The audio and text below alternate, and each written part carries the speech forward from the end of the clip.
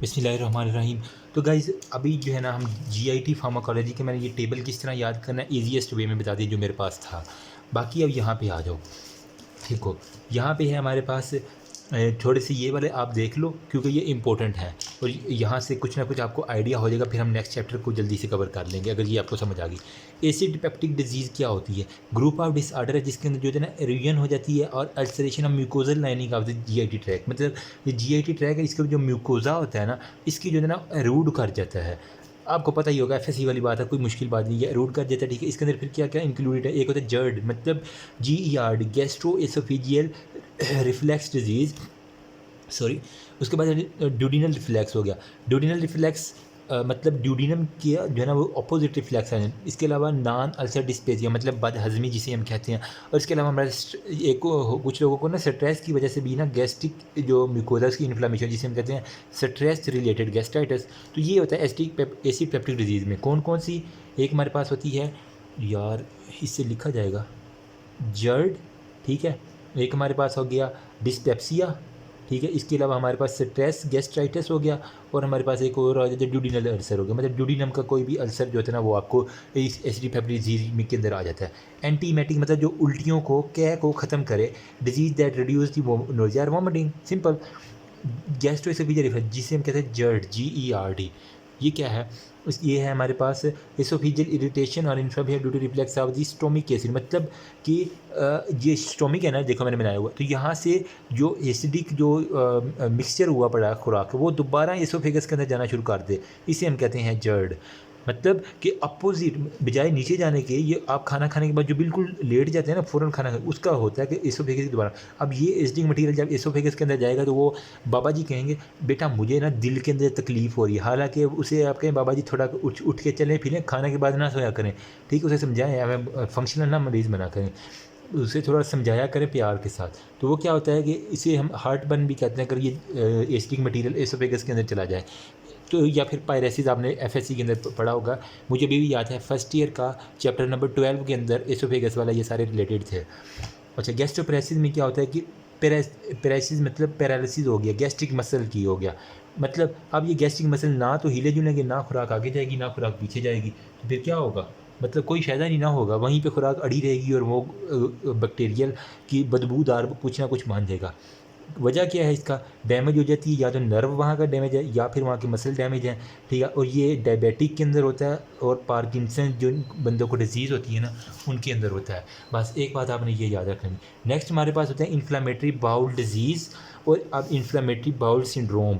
ये सिंड्रोम है, ये है इरिटेबल बाउल सिंड्रोम और ये हो गया डिजीज़। इरिटेबल जहाँ भी आ जाए आपने ना गुड़ होती है, ठीक है। इसी तरह आपको याद है ये मिक्स हो जाते हैं, मुझसे बड़े होते थे, इस वजह से मैंने ये गुड़ जो है ना वहाँ याद। वो कहेगा मुझे गुड़ हो रहा है तो आपने समझना है इरिटेबल बाउल सिंड्रोम इसको आ रहा है।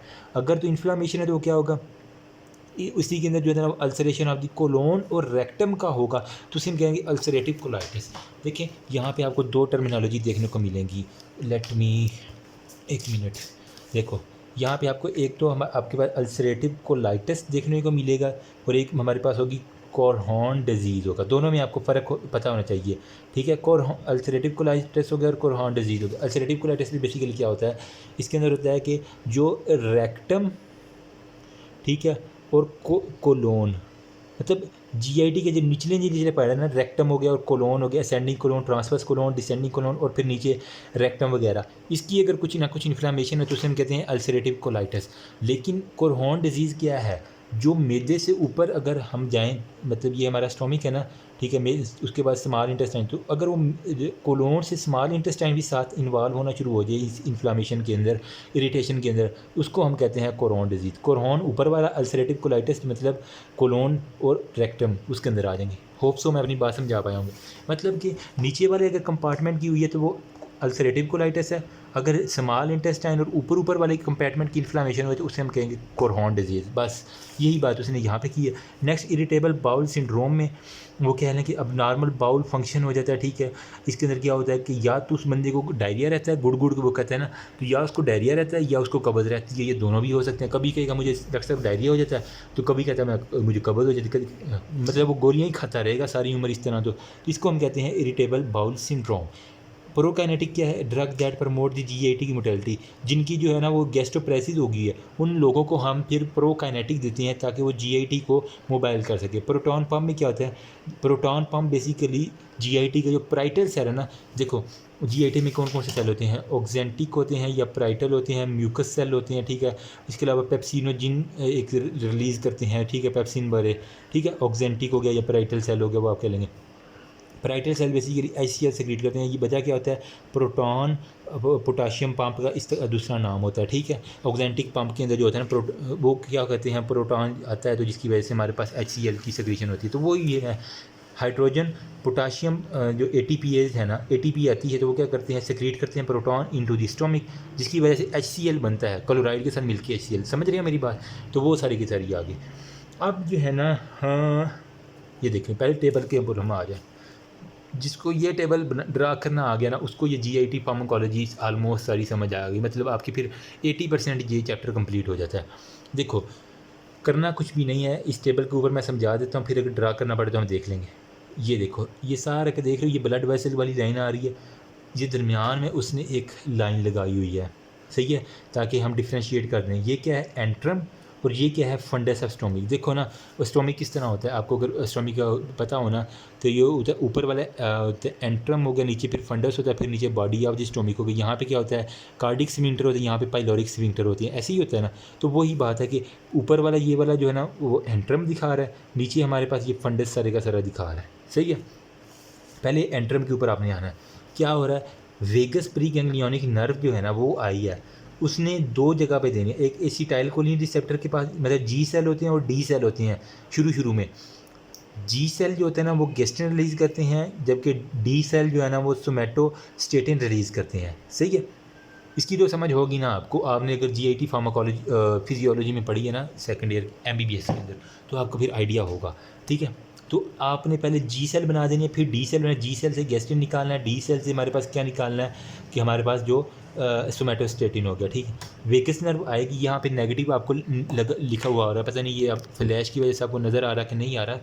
यहाँ पे नेगेटिव क्या है? ये इस रिसेप्टर को ब्लॉक करेगी, एसिटाइलकोलिन रिसेप्टर होता है, इसको ब्लॉक करती है, जिसकी वजह से सोमैटोस्टेटिन जो होता है ना, वो रिलीज़ नहीं होता। लेकिन यहाँ पे वेगस नर्व का G सेल के ऊपर पॉजिटिव है। जब बंदा रिलैक्स मूड में होता है तभी खाना हजम होता है ना, तो वही है, वेगस नर्व क्या है? रिलैक्स मूड वाली है, तो वहाँ पे क्या होगा? फिर गेस्टिन रिलीज़ होगा। क्या करेगी? G सेल के ऊपर एक्ट करेगी, गेस्टिन रिलीजिंग पेप्टाइड, यहाँ पे रिसेप्टर होते हैं, इसको पॉजिटिव देगी सिग्नल, और यहाँ से गेस्टिन रिलीज़ हो गया। यार इसका फोकस एक तो ओके, तो गेस्टिन जो होता है ना, वो रिलीज़ हो गया। अब ये गेस्टिन आपने लेके जाना है यहाँ फंडस के पास, फंडस आप देखो स्टोमिक के निचले हिस्से के ऊपर, इसी वजह से ये इतना बड़ा दिखा रहे हैं आपको। फंडस के पास लेके एक गेस्टिन, तो ये देखो, ये गेस्टिन पहुँच गया यहाँ पे ऊपर, सारे की सारी यहाँ पे आपको ये ब्लड वेसल नज़र आ रही हैं, ठीक है। ये स्टोमिक की वाल सारी की सारी ये बड़ी वाली जो हाईलाइटेड है। गेस्टिन ने अपना काम शुरू करना है। गेस्टिन कहाँ जाएगा? इंटेरोक्रोमाफिन सेल के पास। थोड़ा सा अपना हिस्टोलॉजी वाला याद करो, इंटेरोक्रोमाफिन सेल क्या रिलीज़ करते थे? हिस्टामिन रिलीज़ करते थे, ठीक है। तो जो ही ये गेस्टिन इसके ऊपर लगेगा, रिसेप्टर के ऊपर, गेस्टिन रिसेप्टर के ऊपर, तो ये इंटेरोक्रोमाफिन सेल को एक्टिवेट करेगा और हिस्टामिन को रिलीज़ करवाएगा। हिस्टामिन रिलीज़ हो गया कि नहीं हुआ? अब ये हिस्टामिन देखो, यहाँ पे देखो वेगस नर्व अगेन दोबारा दरमियान में ये लाइन आ गई, ये वाली कहानी हमने डिस्कस कर ली। अगेन एक वेगस नर्व आई, उसने क्या किया? पॉजिटिव सिग्नल यहाँ पे नीचे भी देना है और ऊपर भी देना है। ऊपर वाले का काम कहते हैं इंटेरोक्रोमाफिन सेल से हिस्टामिन निकल आया with the presence of gastrin, okay हो गया। अब हिस्टामिन निकल आया तो नीचे हमारे पास होता है H2 रिसेप्टर। H2 रिसेप्टर मैंने आपको यहाँ पे कहाँ पे ब्लॉक करवाए थे? ये देखो H2 रिसेप्टर, जहाँ पे हमने ब्लॉक किया पेप्टिक डिजीज़ के अंदर, तो वही H2 रिसेप्टर यहाँ पे आपको दिख रहे हैं कि नहीं दिख रहे? वही हिस्टामिन जब इसके ऊपर आके लगेगी तो पॉजिटिव इफेक्ट है, गेस्टिन यहाँ पे भी आके लगेगा, पॉजिटिव इफेक्ट है, वेगस नर्व का भी पॉजिटिव इफेक्ट है, तीनों इफेक्ट हैं। वेगस नर्व M3 के ऊपर, H2 के ऊपर हिस्टामिन, और गेस्टिन जो होता है ना वो CCK-BR रिसेप्टर के ऊपर। किस सेल के ऊपर होते हैं? Parietal cell. ऑक्जेंटिक या ये मिट्टी गया, ऑक्जेंटिक या पैराइटल सेल HCl सिक्रीट करते हैं, हाइड्रोजन पोटाशियम पंप होता है इनके पास। देखो पैराइटल सेल के पास ATPase hydrogen potassium pump, hydrogen बाहर जाएगा, पोटाशियम अंदर आएगा, हाइड्रोजन बाहर आया, पोटाशियम अंदर आया, पोटाशियम अंदर, हाइड्रोजन बाहर, तो ये एसिडिक या ल्यूमन के अंदर आएगा, जैसे की वजह से HCl हमारे पास बन जाएगा, जो स्टोमिक के अंदर क्लोराइड यहाँ पे आ रहा होता है उसके साथ मिल जाता है और वहाँ पे होप सो मैं अपनी बात समझा पाया होऊंगा। फिर बाकी अब ये थ्योरी एक दफ़ा पढ़ लीजिएगा, आपको समझ आ जाएगी, कोई मुश्किल नहीं है। ठीक है, अगर क्वेश्चन आ जाए पेपर के अंदर तो आपने बनाना कोई बड़ा ही आसान है। मतलब यहाँ पे आपने यार इसको थोड़ा सा फोकस आउट करूँ। ओके, यहाँ पे एक यूँ बना देना है, यूँ करके एक ये, ठीक है, छोटा छोटा करके बनाइएगा ताकि आपको यहाँ पे इसको डबल कर दें ताकि हम ब्लड वेसल यहाँ पे दिखा सकें। ठीक है, यूँ यूँ करके ब्लड वेसल, दरमियान में यूँ करके एक लाइन लगा देनी है। सही है, यहाँ पे इस जो है ना लेफ़्ट हैंड साइड और राइट हैंड साइड जिस तरह मैथ करते हैं ना वैसे ही कर लेना है। लेफ़्ट हैंड साइड पे आपने एक यहाँ पे जी सेल बना देनी है। ठीक है, और यहाँ पे हमारे बना देने हैं डी सेल। ठीक है, डी सेल क्या रिलीज़ करवाता है, सोमैटोस्टेटिन। जी सेल के क्या करवाना है, गैस्ट्रिन आपने रिलीज़ करवा देना है। ठीक है, कैसे, वेगस नर्व ऊपर से आएगी, इसके ऊपर नेगेटिव इफेक्ट है, इसके ऊपर जो है ना वो पॉजिटिव इफेक्ट है, यहाँ से गैस्ट्रिन हमारे पास रिलीज़ होगा। बाकी कहानी आप देख लीजिएगा, रिसेप्टर इसके GPRC रिसेप्टर हो गया, यहाँ पे जो एसिटाइल कोली रिसेप्टर वो ओके हो गया। ये कहानी करना, ये गैस्ट्रिन उठा के यहाँ पे ले आना। ठीक है, ये क्या था हमारे पास, एंट्रम था, ये क्या है हमारे पास, फंडस है। अब इस फंडस के ऊपर जो है ना वो सारे का सारा इंपॉर्टेंट काम है। ठीक है, यहाँ पे हमारे पास क्या था, इंटेरोक्रोमाफिन सेल थे। ठीक है, इंटेरोक्रोमाफिन ECL, इंटेरोक्रोमाफिन लाइक सेल थे। अब ये क्या करेंगे, इसका काम था हिस्टामिन रिलीज़ करवाना, तो यहाँ से आपने जो है ना वो हिस्टामिन रिलीज़ करवा देना है। एक और वेगस नर्व जनाब यहाँ से आपने एक लगवा देनी है। चलें, इस वेगस नर्व को हम ग्रीन से ड्रा कर लेते हैं। वेगस नर्व यहाँ पे इसके रिसेप्टर के पे लगा देनी है, और यहाँ पे जब आपने गैस्ट्रन को जो है ना वो यहाँ पे गैस्ट्रन के रिसेप्टर लगा के ना, तो यहाँ GBR रिसेप्टर आप लिख दीजिएगा बुक से देख के, वो लगा देने। हिस्टामिन निकल आया, हिस्टामिन के बाद नीचे हमारे पास कौन से सेल आते हैं याद करो, इंटेरोक्रोमाफिन सेल के बिल्कुल नीचे कौन से थे, पैराइटल सेल थे। ठीक है, पैराइटल सेल जहाँ पे हमारे पास था ATPase पंप था, हाइड्रोजन पोटाशियम ATPase पंप। ठीक है, मतलब हाइड्रोजन बाहर आता है, पोटाशियम अंदर जाता है। ठीक है, की पॉजिटिव अंदर जाता है। इसका नाम क्या था, पैराइटल सेल। पैराइटल सेल में क्या होता है, यहाँ पे हमारे पास होते हैं H2R रिसेप्टर, मतलब हाइड्रोजन रिसेप्टर होते हैं।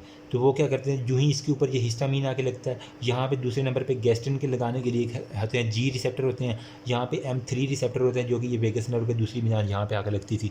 सही है, जो ही ये आके लगेंगे तो यहाँ से हमारे पास हाइड्रोजन रिलीज़ हो जाएगा और हमारा टेंटन HCl प्रोड्यूस्ड। होप सो समझ आ गई है कि नहीं आई। ठीक है, बाकी कहानी कुछ भी नहीं है। अब अगर हमने गैस्ट्रिक पेप्टिक डिजीज़ को रोकना है तो क्या करेंगे, हम H2 रिसेप्टर को रोकेंगे जहाँ पे ये हिस्टामिन यहाँ पे आके लग रही है। ठीक है, तो आपको यहीं से समझ आ जानी चाहिए कि हमने अगर H2 रिसेप्टर को रोकेंगे तो सारी जो पेप्टिक अल्सर से रिलेटेड डिजीज़ थी यहाँ पे हमने पढ़ी थी, ठीक है, वो सारी की सारी ब्लॉक हो, ना तो हाइड्रोजन रिलीज़ होगा।